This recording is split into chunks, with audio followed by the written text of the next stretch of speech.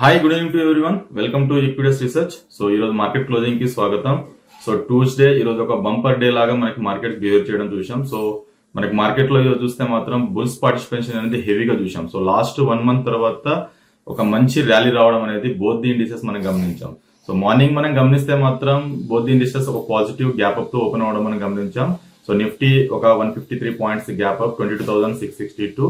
అలాగే bank Nifty విషయానికి వస్తే 48,792 ఒక 400 పాయింట్స్ గ్యాప్ అప్ తో మార్నింగ్ ట్రేడ్ అవడం మనం గమనించాం. సో మనం ఆఫ్టర్ 1 మంత్ తర్వాత ఇలాంటి ర్యాలీ అనేది మనం ఎప్పుడు చూడలేకపోయాం. So every day lower lows and lower highs formation రావడం మనం గతంలో గమనించాం. సో ఎప్పుడైతే టెక్నికల్ గా స్మార్ట్ గా ఎప్పుడైతే 20 DMA బిలో ఉన్నంత కాలం మనం సెల్ ఆన్ రైజ్ అని చెప్పుకున్నాం. సో అలాగే లాస్ట్ 2 days లో మనకి బై అండ్ డిప్ స్ట్రాటజీలో రావడం గమనించాం. సో ఈ రోజు అదొక కన్ఫర్మేషన్ కూడా మనకి క్లియర్ ఇండికేషన్ రావడం గమనించాం. బికాస్ ఆఫ్ ఎందుకంటే 20 DMA ఎబో మనకి క్లోజ్ అవడం మనం గమనించాం. సో ఈ వీక్ లో 2 days లో మనకి నిఫ్టీ చూస్తే మాత్రం అరౌండ్ మనకి లో నుంచి చూస్తే 1.8% అనేది ర్యాలీ రావడం మనం గమనించాం. అలాగే బ్యాంక్ నిఫ్టీ విషయానికి వస్తే 2.5% ర్యాలీ అనేది లో లెవెల్స్ రావడం మనం గమనిస్తా ఉన్నాం. సో మార్కెట్ చాలా బాగా పాజిటివ్ గా ట్రేడ్ అవడం మనం గమనించాం.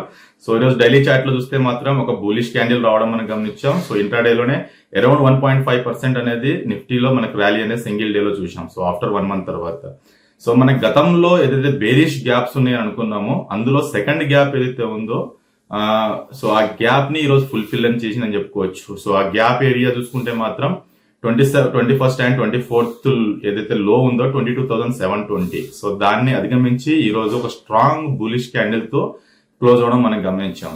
సో మనకి ఇక్కడ నుంచి higher levels at side open అవుతాయంటే మనం గమనిస్తే మాత్రం ఫస్ట్ రెసిస్టెన్స్ పాయింట్స్ చూసుకుంటే మాత్రం ఇమీడియట్ గా 50 DMA బార్ వాల్యూ కనిపిస్తుంది. That was 22,990.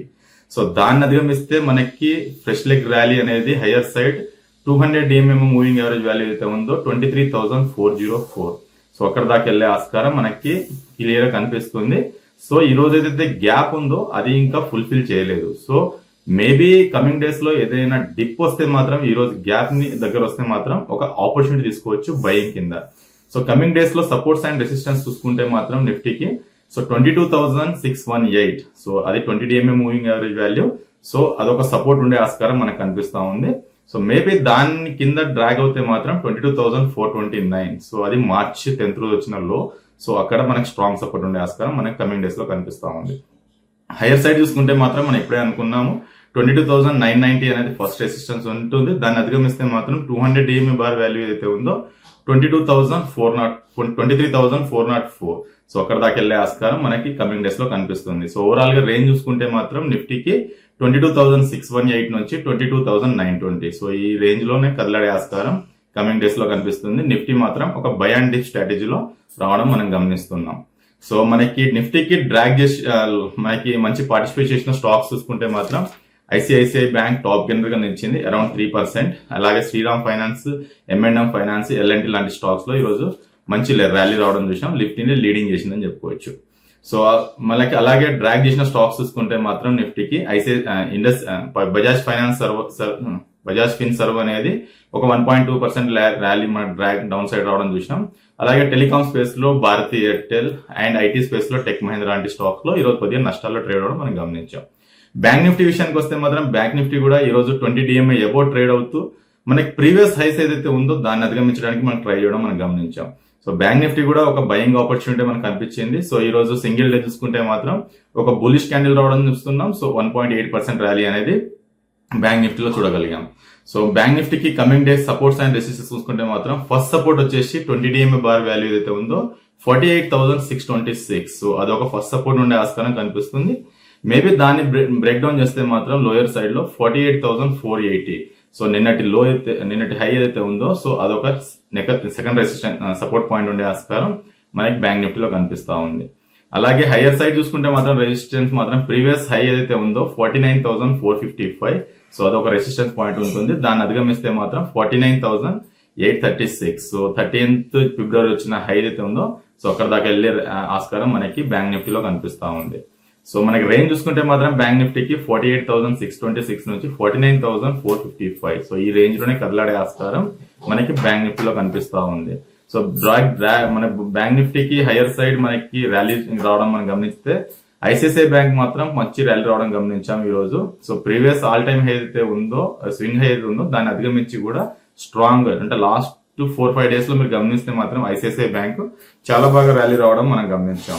So ICICI bank లో ఏదైనా డిప్ వస్తే మాత్రం లోయర్ సైడ్ 1273 దగ్గరికి కానీ 1254 మధ్యలో వస్తే మాత్రం ఒక ఆపర్చునిటీ తీసుకోవచ్చు. హైయర్ సైడ్ మాత్రం ఆల్ టైమ్ హై ఏదైతే ఉందో 1362, సో దాన్ని అధిగమిస్తే మాత్రం ఫ్రెష్ లెగ్ ర్యాలీ ఉండే ఆస్కారం మనకి ఐసిఐసిఐ బ్యాంక్ లో కనిపిస్తుంది. సో మేబీ మళ్ళీ 1300 నుంచి 1500 దాకా వెళ్లే ఆస్కారం నెక్స్ట్ 2 to 3 క్వార్టర్స్ లో కనిపిస్తుంది. కాబట్టి బ్యాంక్ నిఫ్టీలో ఐసిఐసిఐ బ్యాంక్ మాత్రం ఒక బయింగ్ ఆపర్చునిటీ తీసుకోవచ్చు అని నా అభిప్రాయం. అలాగే AU bank, Kotak bank, SBI లాంటి స్టాక్స్ లో కూడా ఈరోజు లాభాల్లో ట్రేడ్ అవ్వడం మనం గమనించాం. అలాగే సెక్టర్ వైజ్ చూసుకుంటే మాత్రం ప్రతి సెక్టర్ లైక్ టెలికామ్ గానీ, బజాజ్ గానీ, సో ప్రతి సెక్టర్ లో మనకి ఈ రోజు ఒక గ్రీన్ క్యాండిల్స్ రావడం మనం గమనించాం. So trade with green candle మనం ట్రేడ్ అవ్వడం మనం గమనించాం. సో మనకి అందులో చూసుకుంటే మాత్రం కన్సూమర్ డ్యూరబుల్స్, మెటల్స్, మీడియా లాంటి స్టాక్స్ లో అరౌండ్ 2 to 3% ర్యాలీ అనేది ఈ రోజు గమనించాము. అలాగే మిడ్ అండ్ స్మాల్ క్యాప్స్ లో కూడా 1.5% to 2% ర్యాలీ అనేది మనకి మిడ్ అండ్ స్మాల్ క్యాప్స్ లో కూడా చూసాం ఆఫ్టర్ లాంగ్ డేస్ తర్వాత. సో అలాగే డిఫెన్స్ స్పేస్ లో స్టాక్స్ గమనిస్తే మాత్రం like BEL, HAL, Cochin ship yard లాంటి స్టాక్స్ లో కూడా మంచి ర్యాలీ రావడం మనం గమనించాం. లైక్ బిఈఎల్ కూడా ఈరోజు 284 దగ్గర ట్రేడ్ అవుతుంది. సో కమింగ్ డేస్ లో ఈ స్టాక్ లో కూడా 300 to 326 దాకా వెళ్లే ఆస్కారం కనిపిస్తుంది. కాబట్టి ఏదైనా డిప్ బయింగ్ ఆపర్చునిటీ వస్తే మాత్రం వన్ షుడ్ బయింగ్ అని చెప్పొచ్చు డిఫెన్స్ స్పేస్ లో. హెచ్ఏఎల్ కూడా ప్రీవియస్ లోని ఏదో బాటమ్ అవుట్ చేసేసి ఈ రోజు ఒక స్ట్రాంగ్ ర్యాలీ రావడం కూడా గమనించాం. సో హెచ్ఏఎల్ లాంటి స్టాక్స్ లో మేబీ ఈ స్టాక్ ని కూడా గమనిస్తే మాత్రం నెక్స్ట్ 1 క్వార్టర్ లో మళ్ళీ 4000 ఆ లెవెల్స్ కి వెళ్లే ఆస్కారం మనకి హెచ్ఏఎల్ లో కనిపిస్తుంది. కొచ్చిన్ షిప్ యార్డ్ కూడా ఈరోజు 3.2% ర్యాలీ రావడం మనం గమనించాం.